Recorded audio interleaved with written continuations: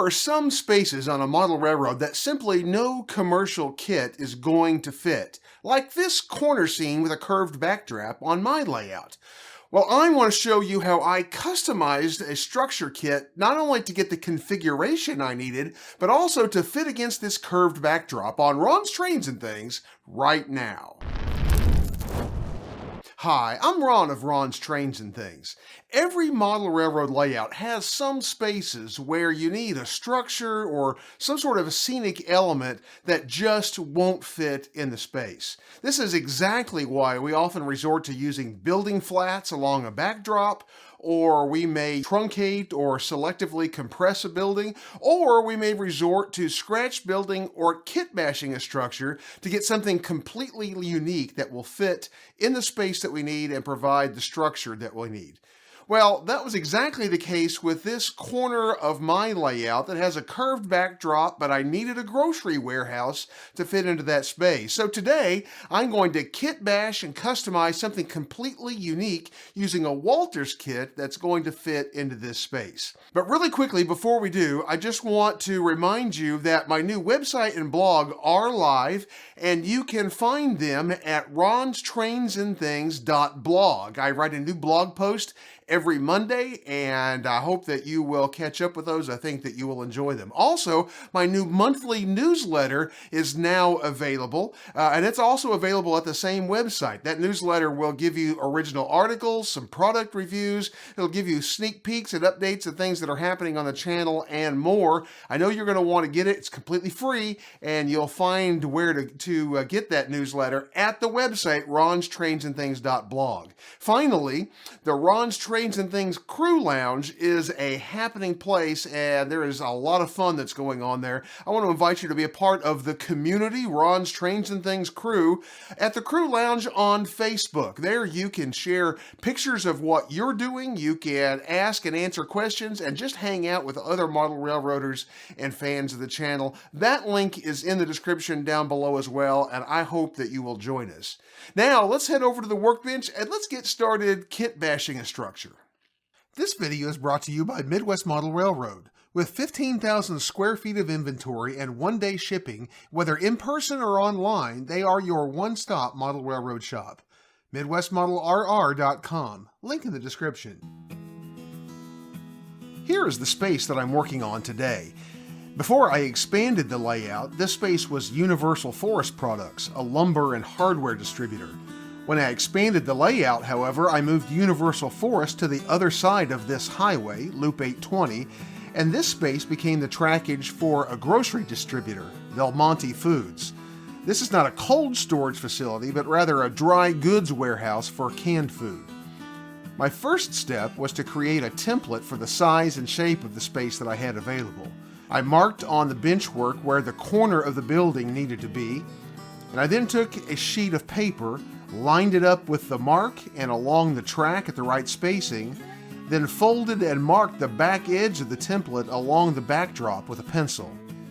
You could then take this template out and cut along the line with scissors, or as I did here, you can simply cut it with a sharp hobby knife along the backdrop. With the template in hand, it was time to start building. For this project, I am working with Walthers in-scale modern concrete grocery warehouse. I like the look of this ribbed, tip-up style warehouse structure. It is a slightly older style, but I think it's cool, and it adds some variety to the commercial structures on my layout in this area. First, I looked through all of the wall sections of the kit to decide which ones I wanted to use to create the configuration of doors that would work best along the tracks here. This included measuring the various sections to see which ones would add up to the length that I needed for the space. I'll tell you more about the ones that I chose and why in just a moment. I cut the sections that I wanted from the sprue with some side cutting pliers because the gates were too thick to cut with my flush cutting tweezers. I also cutted the needed number of these backing strips that are used to align and glue the sections together. I then went back and cleaned up the gates with my flush cutting tweezers and sanded them smooth with the sanding stick. I recently picked up this set of sanding sticks from Amazon. They come in a set of 121 pieces for a really reasonable price. They come with both narrow twig style sanders as well as these wider emery board style, and they come in 7 different grits ranging from 80 to 400. They are awesome for any model builder, and I'm going to link to them in my Amazon pick of the week in the description below this video if you'd like to check them out. I used my template to check the length of the structure. As you can see, I had marked approximately where I wanted the doors to be located. Unfortunately, this kit did not come with a section for the center door that I wanted, so I used this slightly smaller double door section. I know this looks a little bit odd, but honestly, there is a prototype for everything, right? I've seen stranger things, so I made this work. I turned the sections face down, made sure to keep them in the right order, and used the gluing strips to lock them in place. As usual with plastic structures like this, I cemented things together with solvent cement. I first removed each gluing strip one at a time, applied a bead of cement directly between the wall sections from the back, and then replaced the gluing strip and applied a bead of cement to each side of it. This process created a very strong bond for the wall. While that cement was drying a bit, I chose the wall sections for the second visible wall. The short wall at the other end of the building and along the back will not be visible on the layout. I wanted this wall, however, to include one personnel door with a stairway to access it and the supplied generator and electrical panel. In the same manner as before, I cut these panels from the sprue, cleaned them up, sanded the injection gates, and cemented them together. This wall was about ½ an inch too long, so I marked, scored, and snapped off the excess length on the back end. This is a good time to mention that there was a lot of this kit that I did not use, so even these small pieces I kept. The remainder of the kit could be used for a background flat or some other kit bashing project later. I repeated the process to assemble the short wall at the far end. This kit includes these inside foundation braces for the floor level of the structure. I debated whether to use them or not, but decided to do so, so I cut them out and cemented them together. I used my magnetic corner gluing clamps to hold the wall sections together while I cemented the corners. I marked the length of the end of the walls on the foundation sections and cut them to length. I then turned the model upside down and cemented the foundation in place.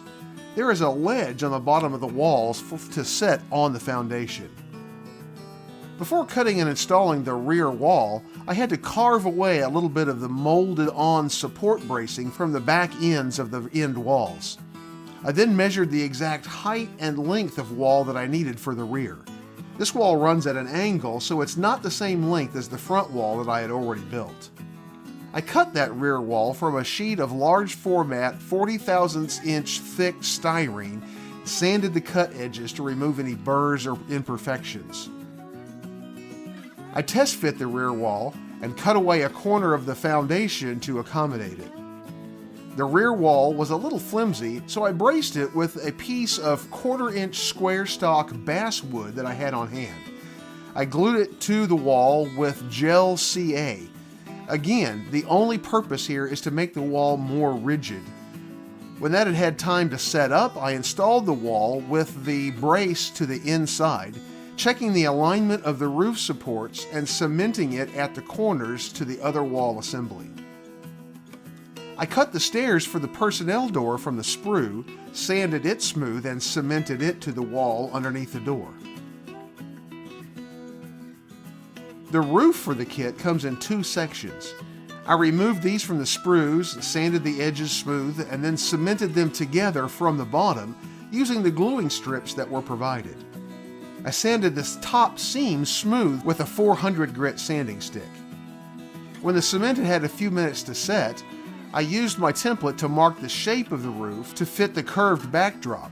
I then traced the curve onto the roof with a pencil and carefully began scoring that line with a sharp hobby knife. After scoring it several times, I snapped off the offcut. I then sanded the cut to get a smooth, consistent curve. I also lightly sanded the entire surface of the roof to give it some tooth for paint. Before we go on, if you're enjoying this video and would like to see more model railroad tips, tools, and techniques to help you build a better model railroad, be sure to subscribe down below and click the little bell icon so you can catch future videos. The roll-up doors had indentions for center windows, so I drilled and filed these holes to open the window openings up. I painted the insides of these openings black to simulate the gaskets that hold the windows in place. The windows are so small that I didn't use any glazing in them, and you cannot tell. Next, I turned my attention to the rooftop AC units. These are nice, detailed little sub-assemblies that are included with the structure kit. The units simply glue together like a little box. The backup generator went together much the same way. The kit comes with a cornice-like trim piece for the tops of the walls. I cemented it in place at this point. Finally, it was time for paint. I used my airbrush to paint the walls using Vallejo Cement Gray. With the ribbed walls, the paint needed to be applied from several different angles. The AC units and generator got a coat of light gray, and the roof and doors I painted white. The dock seals got a coat of charcoal gray paint. I used some black panel liner from AK Interactive to bring out the details on the AC fans and other details of the units. I then glued these units and some roof vents from the kit to the roof. Then I cemented the roof in place and weighed it down while it set. I also used a panel liner to highlight the joints on the roll-up doors. I cut the doors from their sprues and sanded them smooth, then installed them into the walls from the inside. I cut the dock seals from their sprues and installed them into the fitting slots on the outside of the walls.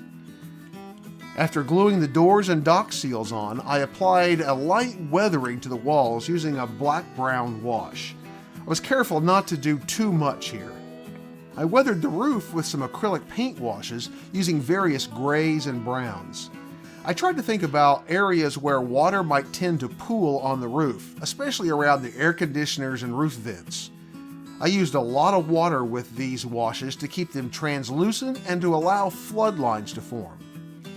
I let the paint dry completely, but the effect was much too stark on the white roof, so I then used some weathering powders from Monroe Models to tone everything down.